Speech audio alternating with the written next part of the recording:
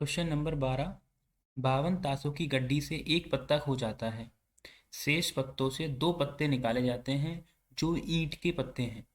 खो गए पत्ते के ईंट की होने की क्या प्रायिकता है? सॉल्यूशन। मान लीजिए हमारे पास एक ताश की गड्डी है जिसमें 52 पत्ते हैं। 52 पत्तों में से एक पत्ता जो है वो मिस है, एक पत्ता खो जाता है, एक पत्ता खो जाता है। शेष पत्तों से दो पत्ते निकाले जाते हैं जो ईंट के पत्ते हैं। तो खोए गए पत्ते के ईंट की होने की प्रायिकता, यहाँ से दो घटनाएं निकल के आएंगी। हो सकता है घटना E1 कि वह पत्ता, खोया गया पत्ता ईंट का हो, खोने वाला पत्ता ईंट का हो।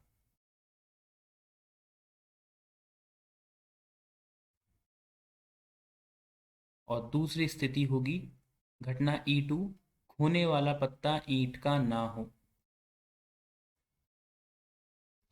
खोने वाला पत्ता ईंट का ना हो।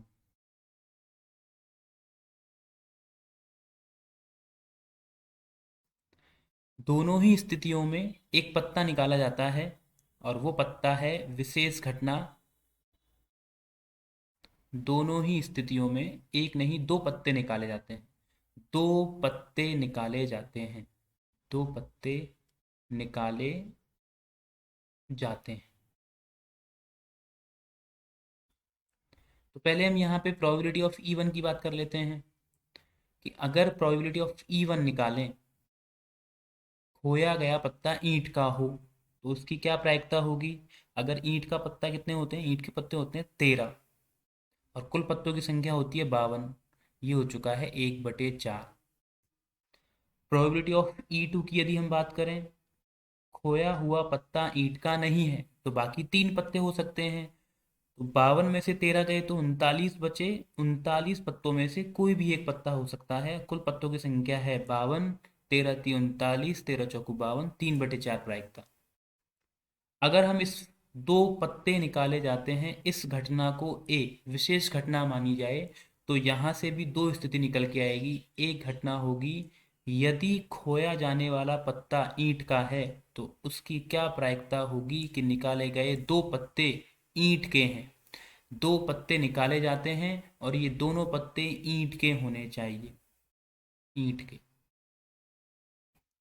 तो इसकी प्रायिकता देखिए, अगर एक पत्ता ईंट का खो चुका है इसका मतलब हमारे पास ईंट के अब पत्ते हो चुके हैं। यहाँ देखिए, कुल पत्तों की संख्या 52, उसमें से एक पत्ता खो चुका है तो कुल पत्तों की संख्या हो चुकी है 51। और अगर ईंट का खोता है तो 13 में से एक ईंट गई, एक ईंट का पत्ता, तो ईंट के पत्ते बचे 12। और अगर ईंट का पत्ता नहीं खोता है तो पत्तों की संख्या अभी भी 13 ही रहेगी, लेकिन यहाँ पर खोने वाला पत्ता ईंट का है। अर्थात दो पत्ते निकालने पर कुल पत्तों की संख्या 51, खोआ खोने वाला पत्ता ईंट का है, इसलिए अब यहाँ बचेंगे 12 पत्ते। फिर दूसरा पत्ता और निकालना है और दूसरे पत्ते निकालने के लिए अब हमारे पास एक पत्ता और कम हो जाएगा। पत्तों की कुल संख्या होगी 52 और हमारे पास ईंट के पत्तों की संख्या होगी 11। इसी प्रकार यदि हम बात करें प्रोबेबिलिटी E2, प्रोबेबिलिटी A/E2, यदि खोया हुआ पत्ता ईंट का नहीं है तो उस स्थिति में दोनों पत्तों के ईंट की होने की प्रायिकता, दोनों पत्तों की ईंट की होने की प्रायिकता, एक पत्ता खो चुका है, पत्तों की संख्या 51, लेकिन ईंट का पत्ता नहीं खोया है तो 13, अभी भी 13 पत्ते ईंट के हैं। एक पत्ता अब निकाल लिया, कुल पत्तों की संख्या बची 50 और एक पत्ता ईंट का यहाँ से निकला है, ये हो चुका है 12। इसको हम काट लेते हैं, या फिर डायरेक्टली काटेंगे नहीं तो कैलकुलेशन में इसको सॉल्व करने में आसानी हो जाएगी, हम डायरेक्टली मान निकालते हैं। तो हमें बेज प्रमेय का प्रयोग करना है। बेज प्रमेय से प्रोबेबिलिटी, अगर दोनों निकाले गए पत्ते ईंट के हैं तो खो खो गए पत्ते की ईंट की होने की प्रायिकता अर्थात E1, ये वाला मान। इसका फॉर्मूला प्रोबेबिलिटी E1 गुणा प्रोबेबिलिटी A/E1 बटे प्रोबेबिलिटी E1 गुणा probability A/E1 plus probability E2 गुणा प्रोबेबिलिटी A/E2। मान रखिए प्रोबेबिलिटी E1 का मान है 1/4 गुणा प्रोबेबिलिटी A/E1 का मान है, हम डायरेक्टली मान रख देते हैं 12/51 गुणा 11/50 बटे, यहाँ पे इसका मान प्रोबेबिलिटी E1 यही मान रखेंगे 1/4 गुणा 12/51 गुणा 11/50 प्लस प्रोबेबिलिटी E2 का मान है 3/4 गुणा यहाँ पे है 13/51 गुणा 12/50। सबका हर चेक कीजिए, यहाँ पे 4 × 51 × 50, यहाँ पे भी 4 × 51 × 50 प्लस में 4 × 51 × 50। 4 × 51 × 50 कॉमन आके इस वाले से कैंसिल आउट हो जाएगा, यहाँ बचेगा 12 × 11 प्लस 3 × 13 प्लस गुणा 12। यहाँ भी 12 है, दो पदों में यहाँ भी 12 है कॉमन, ये भी कैंसिल आउट हो जाएगा, ऊपर बचेगा 11, यहाँ बचेगा 11 प्लस 3 × 13, 11/11 प्लस 13 × 3 = 39, 11/50, ये इसका आंसर।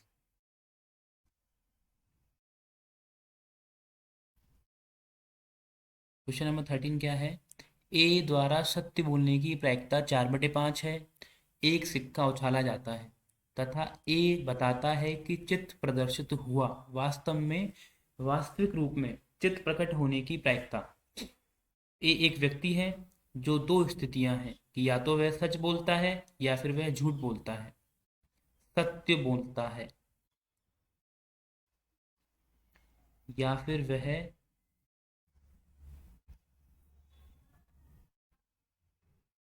झूठ बोलता है। अगर वह सत्य बोलता है इस घटना को हम E1 मान लेते हैं, अगर वह झूठ बोलता है तो इस घटना को हम E2 मान लेते हैं। यहाँ पे प्रोबेबिलिटी ऑफ E1 सत्य बोलने की प्रायिकता है 4/5, तो प्रोबेबिलिटी ऑफ E2 इसके अलावा वह अगर सत्य नहीं बोलेगा तो झूठ बोलेगा, एक में से 4/5 को घटाओ, ये आ जाएगा 1/5। और एक विशेष घटना ए बताता है कि चित्र प्रदर्शित हुआ है, अर्थात एक सिक्के को उछालने पर। तो माना कि एक विशेष घटना को हम एक्स मान लेते हैं क्योंकि यहाँ ए पहले से ही दिया गया है। विशेष घटना माना एक्स, जो कि है कि सिक्के को उछालने पर चित्त का आना, हेड का आना। तो इसके साथ क्या कंडीशन निकल के आएगी? अगर प्रोबेबिलिटी x/E1 अगर वह सत्य बोलता है तो चित्त आने की प्रायिकता, अगर वह सत्य बोलता है तो भी चित्त आने की प्रायिकता 1/2 ही होगी। और अगर वह झूठ बोलता है तब भी उसके चित्त आने की प्रायिकता 1/2 ही होगी, क्योंकि उसके सत्य बोलने पर और झूठ बोलने पर सिक्के पर चित्त आने की प्रायिकता का कोई भी प्रभाव नहीं पड़ेगा। तो वास्तविक रूप से चित्त प्रकट होने की, वास्तविक मतलब सत्य बोलने पर चित्त प्रकट होने की प्रायिकता, हमें पता है कि चित्त प्रकट हुआ है तो उसकी क्या प्रायिकता है कि उसने सत्य बोला है। प्रोबेबिलिटी E1 गुणा प्रोबेबिलिटी A/E1 बटे प्रोबेबिलिटी E1 गुणा probability A/E1 plus probability E2 गुणा प्रोबेबिलिटी A/E2। वैल्यूज पुट कर देते हैं। प्रोबेबिलिटी E1 का मान है 4/5। प्रोबेबिलिटी ए अपॉन E1, ए की जगह पे x कर लेना क्योंकि यहाँ पे ए एक विशेष घटना को हमने x माना है, तो आप इसको x कर लेना, ये घटना x है, x यहाँ आएगा x। 4/5, x/E1 का मान है 1/2 बटे, ये हो जाएगा 4/5 गुणा 1/2 प्लस 1/5 गुणा 1/2, सब में से 5/2 नीचे हर में आ रहा है, 4/4 प्लस 1 ये आ जाएगा 4/5। इसका आंसर आएगा ए।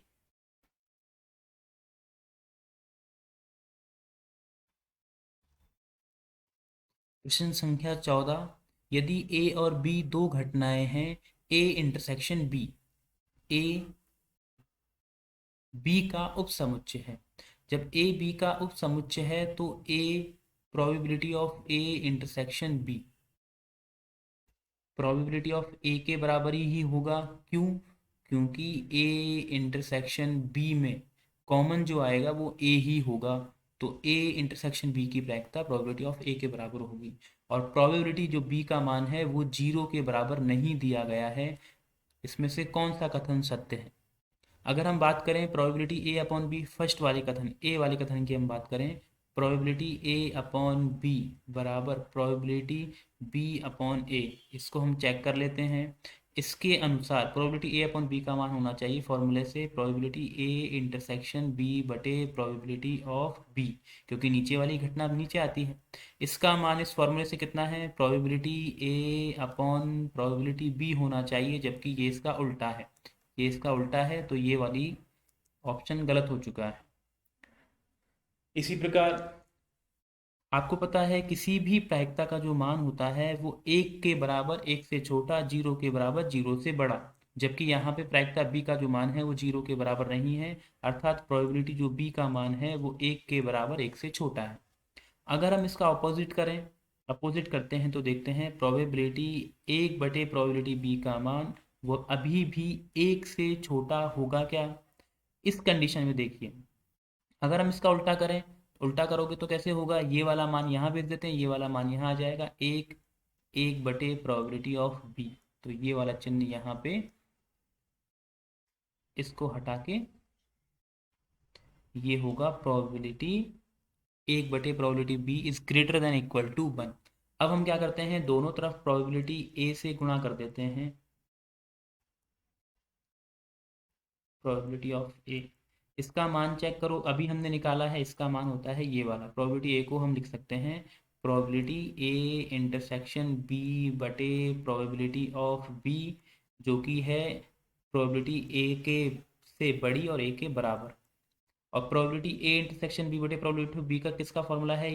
ये है प्रोबेबिलिटी ए अपॉन बी का, जिसका मान है प्रोबेबिलिटी ऑफ ए के बराबर, ए से बड़ा, और यहाँ हमारे पास ऑप्शन है सी, तो सी हमारा करेक्ट आंसर होगा।